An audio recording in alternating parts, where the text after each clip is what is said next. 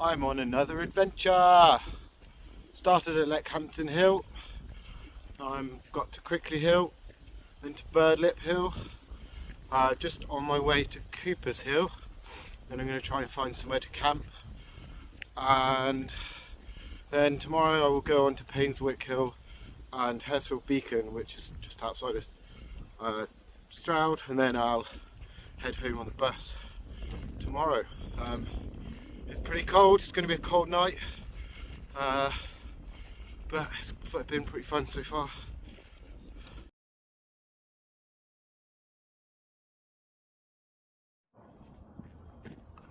Leckhampton Hill.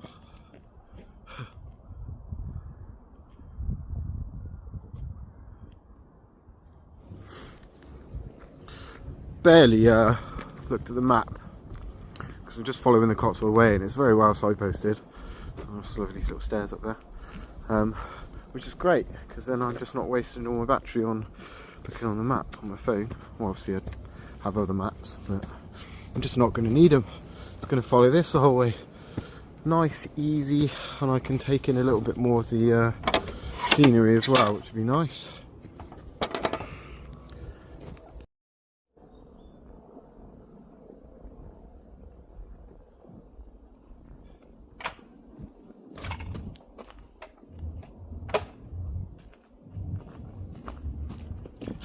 Leaves.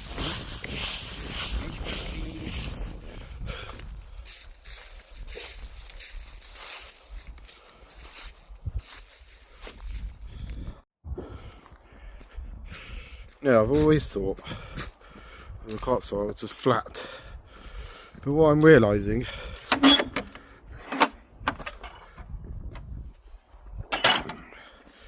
is that it's hilly.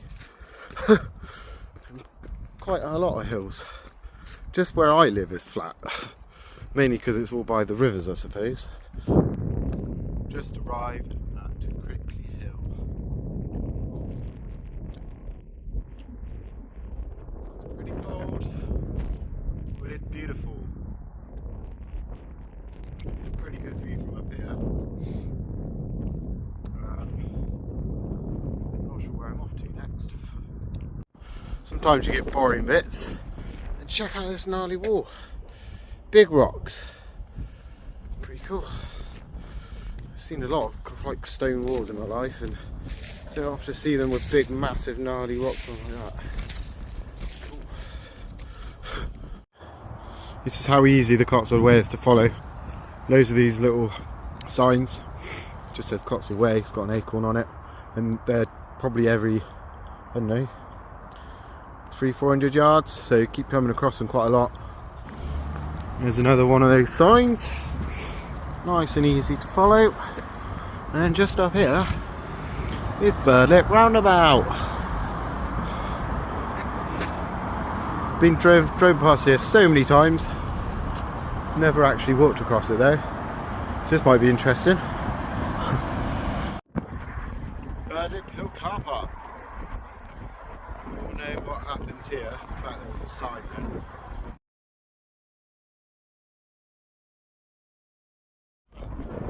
But it's a pretty good view.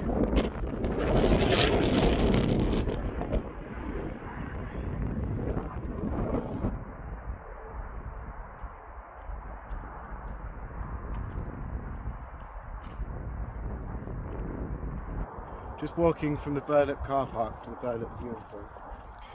And a memory's just come to me. I remember coming here as a child with my dad. I remember feeding a horse a sugar cube, or well, I think it was a polo, which is pretty random. Nice thought that just popped in. There's the Cotswold Way sign, and the Birdlip Point is just here.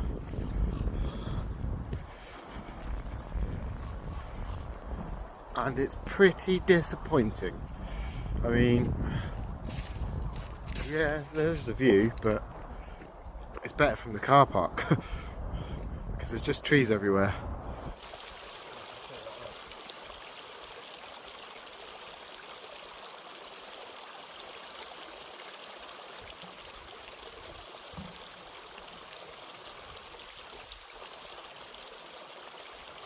boring bit. Cooper's Hill. That's where they do the cheese rolling. It's proper steep. I don't know if they start at the top here, but I wonder why they'll break their bones. Mad. It's a nice view though. Good morning.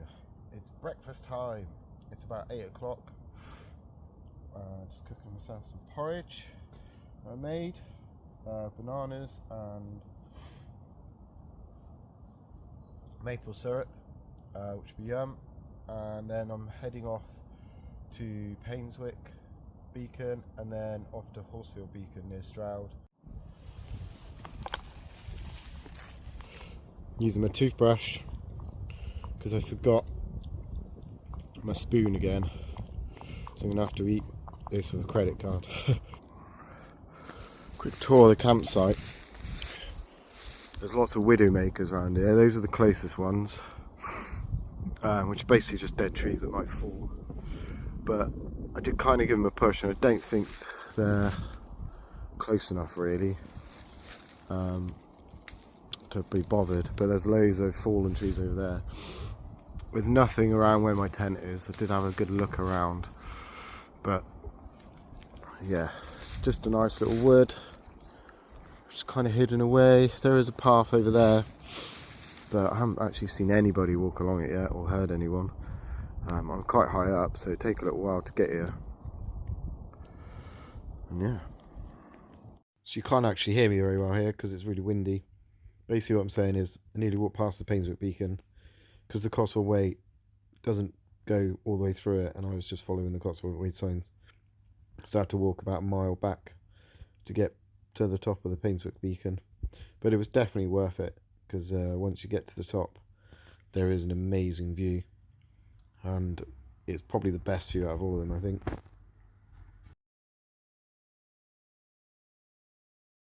That's the view. It's pretty lush. It's probably the best point so far. There's some behind me.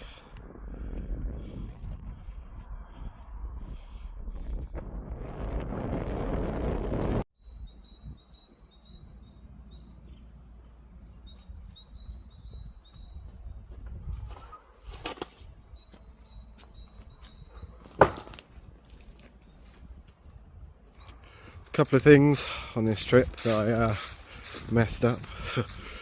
It was pretty warm in my tent, like too hot even, and I just did not need as many layers as I did. I've recently got a new sleeping bag, and it was really warm, so I had like a liner, sleeping bag liner, had like thermal layers on, thermal socks, and I just ended up taking it all off in the end because it was just hot, which, considering it must have been at least sort of 0 degrees, is pretty good.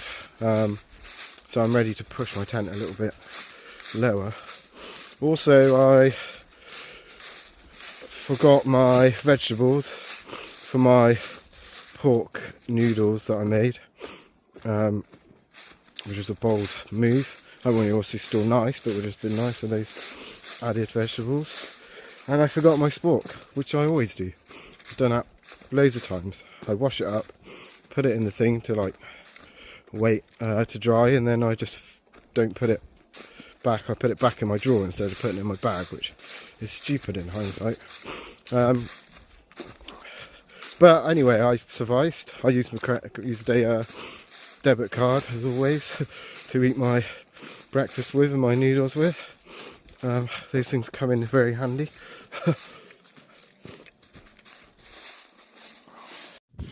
I was just thinking, the adventurers don't carry swords or shields anymore. We carry selfie sticks and tents to shield us from the elements. So, here I am at Haresfield Beacon.